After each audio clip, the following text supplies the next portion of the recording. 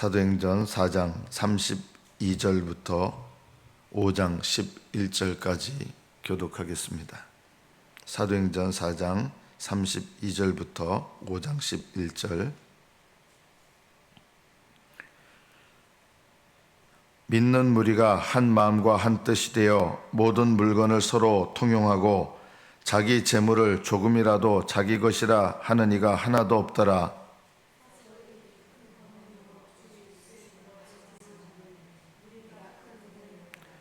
그 중에 가난한 사람이 없으니 이는 밭과 집 있는 자는 팔아 그 판 것의 값을 가져다가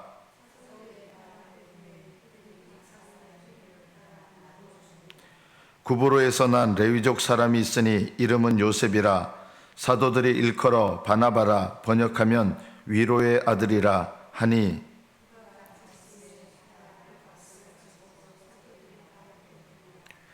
아나니아라 하는 사람이 그의 아내 삽비라와 더불어 소유를 팔아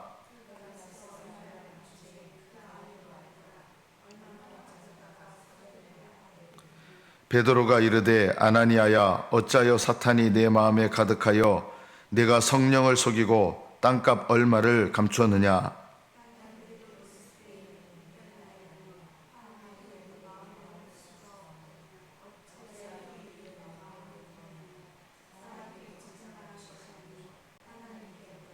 아나니아가 이 말을 듣고 엎드러져 혼이 떠나니 이 일을 듣는 사람이 다 크게 두려워하더라.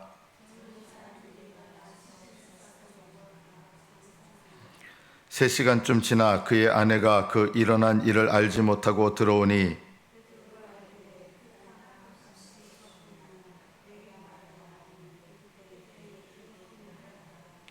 베드로가 이르되 너희가 어찌 함께 꾀하여 주의 영을 시험하려 하느냐.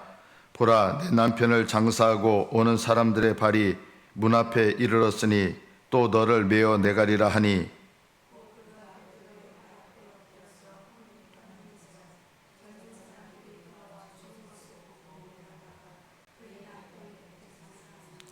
온 교회와 이 일을 듣는 사람들이 다 크게 두려워하니라. 여기까지 받들어 읽겠습니다.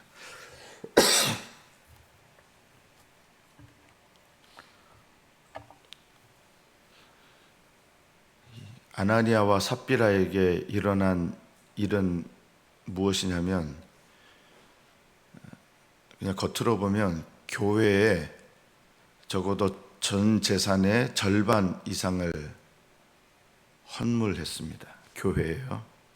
재산의 절반을 헌물했는데 결과적으로 두 부부가 하나님께 심판을 받아 죽게 되었습니다. 여러분은 이 사건이 이해가 되십니까? 전 재산의 절반을 헌금했는데 하나님께 저주를 받아 죽었습니다.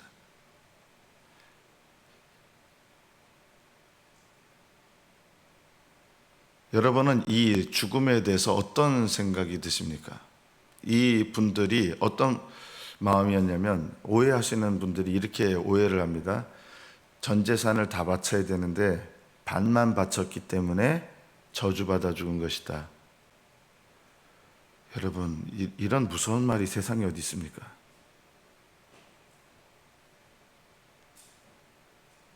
재산을 다 바쳐야 되는데 반만 바쳤기 때문에 저주받아 죽었다는 거예요. 이렇게 이 말씀을 해석하면요, 이거는 정말 위험한 겁니다.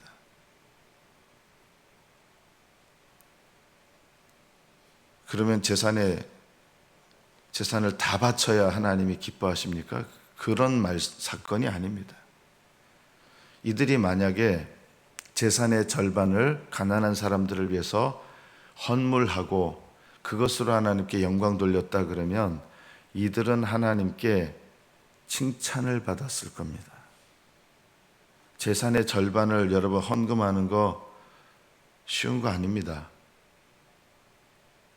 이들은 하나님께 드리는 마음으로 재산의 절반이 아니라 재산의 4분의 1을 드렸어도 칭찬을 받을 것이고 재산의 10분의 1을 드렸어도 칭찬을 받았을 것입니다. 그런데 이들은 왜 이렇게 하나님께 심판을 받아 죽게 됐을까요? 우리가 이 본문을 통해서 오늘 우리에게도 말씀하시는 것을 주의 깊게 들을 필요가 있는 것입니다. 이 아나니아와 삽비라가 재산의 절반만 드렸기 때문에 멸망한 것이 아닙니다. 그런 일은 교회에 없습니다. 하나님께 없습니다. 이들이 왜 죽었느냐? 첫째, 이들이 원했던 것은 교회의 인정을 받고 싶었던 것입니다. 인간적인 방법으로. 왜냐하면 이 당시에 성령이 충만해서 성령 충만한 사람들이 대부분 모든 재산을 다 하나님께 드린 거예요. 자발적으로. 그래서 자기들도 다른 사람들에게 성령이 충만하다는 것을 보여주고 싶었던 거예요. 인정받고 싶었던 것입니다. 인간적인 방법으로. 우리도 모든 재산을 다 바친 저런 성령 충만한 사람처럼 우리도 모든 재산을 다 바친 성령 충만한 사람들이야 하고 자신들이 잘못된 방법으로 성령 충만한 사람이라는 것을 사람들한테 인정받고 싶었던 거예요. 여러분, 인정 욕구가 이렇게 위험한 거예요. 인정받으려고 하는 게. 올바른 방법으로 인정받으려고 하는 것은 그렇게 나쁜 것은 아닙니다. 그러나 인간적인 방법으로 사람들에게, 특히 교회에서 인정받으려고 하는 것. 내 딴에는 뭔가 열심을 내는 것 같은데 잘못된 방법으로 사람들한테 인정을 받고 싶어하는 동기를 가지고 섬기는 것들이 있습니다. 아나니아와 삽비라의 죄는 인정 욕구에서 끝난 것이 아닙니다. 이들은 재산을 다 바친다고 했고 그것을 처분하는 과정에서 다 바친다고 했기 때문에 재산을 하나님께 드린 거예요. 그거는요. 이게 정말 중요한 말씀이에요. 눈 뜨고 들으세요. 하나님께 재산을 이미 드린 거예요. 자, 그러면 지금 내가 소유하고 있어도 그거는 누구의 재산이에요? 하나님께 드린 재산이 됐기 때문에 하나님 것이 된 거예요. 근데 그 재산에 그걸 팔아가지고 얼마를 자기들이, 원래 자기들 재산이었었는데 그냥 자기들이 가지고 일부를 하나님께 드렸으면 그거는 하나님께 칭찬받을 일이었어요. 그런데 하나님께 다 드렸습니다 해가지고 하나님 것이 됐는데 그것을 자기들의 임의대로 처분해서 자기들이 가진 거예요.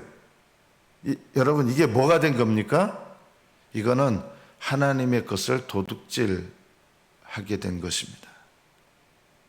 구약 시대에도 전쟁에서 금덩이를 몰래 숨겨다가, 전리품으로 얻은 금덩이를 숨겼다가 아간과 그것을 알면서도 눈 감아줬던 모든 사람들이 함께 망합니다. 이 아간에게 일어났던 일과 거의 비슷한 일입니다. 하나님께 바친 것을 자기들의 임의로 자기 것으로 삼았습니다. 그러면서도 우리는 다 바쳤습니다. 이렇게 한 거예요. 왜냐하면 인정받고 싶었던 거예요. 성령 충만한 사람으로. 그래서 이 두 부부가 무엇을 함께 꾀했느냐? 인정받고 싶어서 이거 누가 알겠습니까? 하고 이제 교회를 속인 거예요.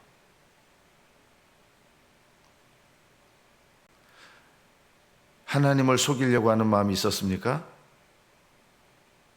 없었습니다. 그런데 사도 베드로께서는 너희가 성령을 시험했다. 사람을 속인 게 아니라 누구를 속였다고 하는 거예요? 하나님을 속였다.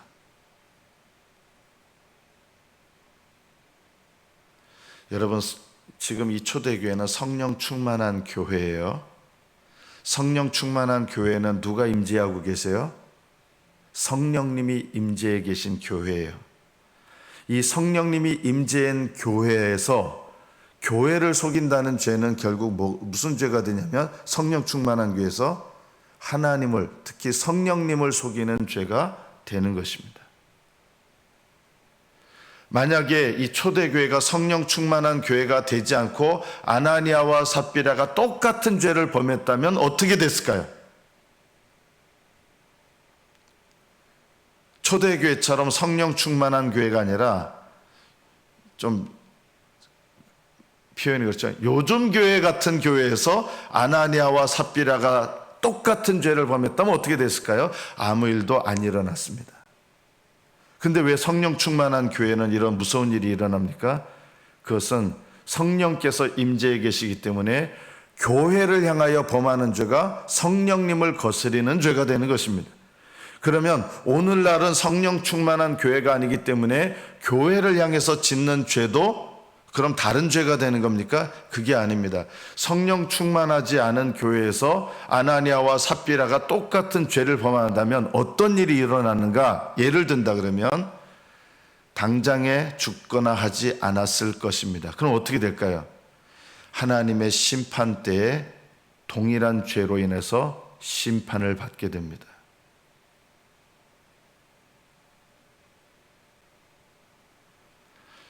성령 충만하지 않은 교회에서 인간적으로 행해지는 모든 일들, 성령 충만하지 않은 교회이기 때문에 교회에서 인간적인 생각들을 함부로 나타내는 것, 이런 것들이 당장에 하나님께서 심판을 나타내시지 않습니다. 교회가 성령으로 충만하면 당장에 징계하시고 당장에 심판하시고 당장에 하나님께서 그것을 알도록 역사하십니다. 그러나 성령 충만하지 않은 교회에서 범해지는 똑같은 죄는 어떻게 되느냐? 하나님의 심판 때에 그것이 드러나서 엄중한 심판을 받게 되는 것입니다. 우리가 이것을 오늘 말씀을 통해서 깨달아야 됩니다. 오늘날 성령 충만하지 않은 교회에서 아무렇지 않게 자행되고 있는 수많은 범죄들이 무엇인지 아십니까? 바로 사람이 주인 노릇하는 교회가 되는 것입니다. 목사가 교회의 머리 역할을 하고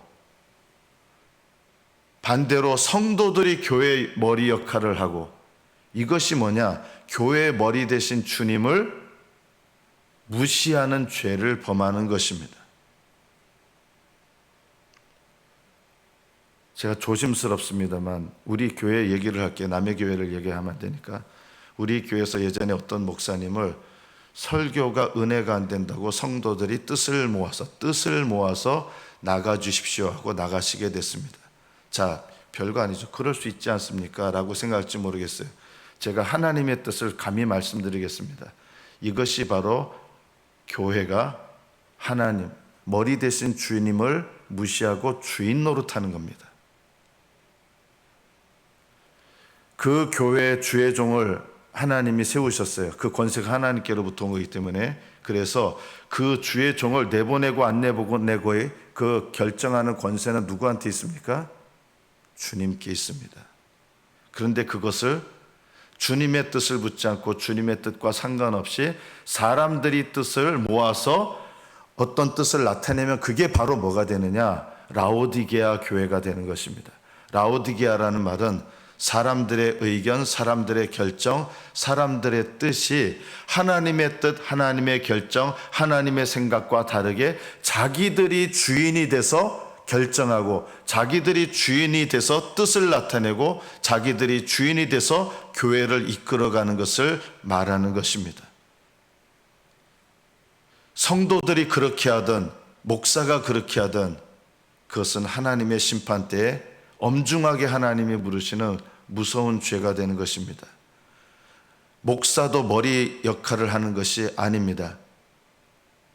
하나님의 뜻을 물어야 되고 머리 대신 주님의 뜻을 따라야 되는 것입니다. 그런데 왜 오늘날 교회에서는 이런 무서운 일들이 안 일어나는지 아십니까? 성령 충만하지 않아서 그렇습니다. 교회가. 그러면 성령 충만하지 않은 교회에서는 아무렇게나 죄를 범해도 되는가? 아닙니다. 동일하게 하나님은 심판하시는데 성령 충만하지 않은 교회에서 일어나는 일들은 언제 심판하시느냐? 마지막 심판 때에 심판하시는 것입니다. 그래서 주의 종들도 두려워해야 되는 것이고 성도들도 두려워해야 되는 것입니다. 누구를요? 하나님을 두려워할 줄 알아야 되는 겁니다. 우리는 이런 것이 얼마나 하나님 보시기에 잘못이라는 것을 모르고 우리 마음대로 행하는 죄를 범하면서 깨닫지 못하는 것들이 얼마나 많은지 모릅니다. 이것이 당장에 드러나지 않기 때문에 모르는 것입니다. 초대교회는 은혜와 사랑이 가장 뜨겁고 충만한 교회였잖아요. 그러나 이 초대교회, 오늘 이 본문에서 일어난 일은 하나님께서 교회를 속이는 죄에 대해서 다른 교회 같았으면, 성령 충만하지 않은 교회 같았으면 심판 때에 심판하실 것이었어요. 그러나 성령이 충만한 교회는 성령님께서 그 교회에 친히 임재하고 계신 것을 나타내시는 상태였기 때문에 아나니아와 삽비라의 죄는 성령님을 적극적으로 거스리는 죄가 되었던 것입니다. 그래서 곧바로 가장 은혜와 사랑이 충만한 교회였음에도 불구하고 하나님께서 죄에 대해서 징계하시는 일이 가장 직접적으로 곧바로 나타나는 것을 알아야 됩니다. 그래서 초대교회는 사랑이 많다고 죄에 대해서 눈 감고 하는 교회가 전혀 아니었습니다. 오히려 오늘 이 본문의 사건이 일어난 다음에 교회 성도들이 어떤 마음을 가졌습니까? 오늘 마지막 말씀해 보면 온 교회와 이 일을 듣는 사람들이 다 크게 두려워하니라. 초대교회는요, 하나님을 크게 두려워한 교회였습니다. 오늘날 교회에서 하나님을 크게 두려워하는 마음들이 없기 때문에 하나님의 심판이 곧바로 나타나는 게 아니라 심판 때에 나타나는 범죄들이 많기 때문에, 교회가 그런 영적 상태이기 때문에 하나님을 더더욱 크게 두려워해야 될 상태인데도 아무렇지 않게 교회 안에서 사람들이 뜻을 정하고 죄를 범하는 일들이 너무나 비일비재하게 일어나는 것입니다.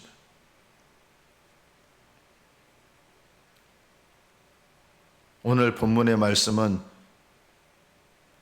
오늘날 우리 교회들에게서 보통 일어날 일은 아닙니다. 왜냐하면 오늘날 교회에서 일어나는 하나님을 향한 거역에 대해서도 곧바로 하나님이 나타내시는 것이 아니라 그것은 심판 때에 나타내시는 겁니다.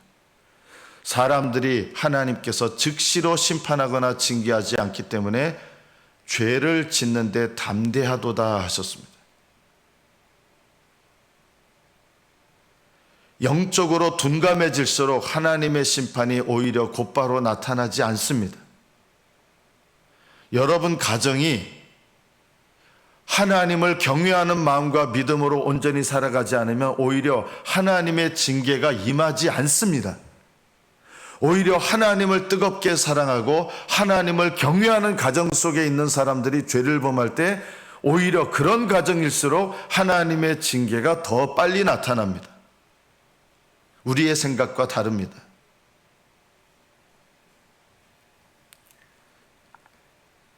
신앙생활에 있어서 여러분, 교회 핑계를 결코 대지 마십시오.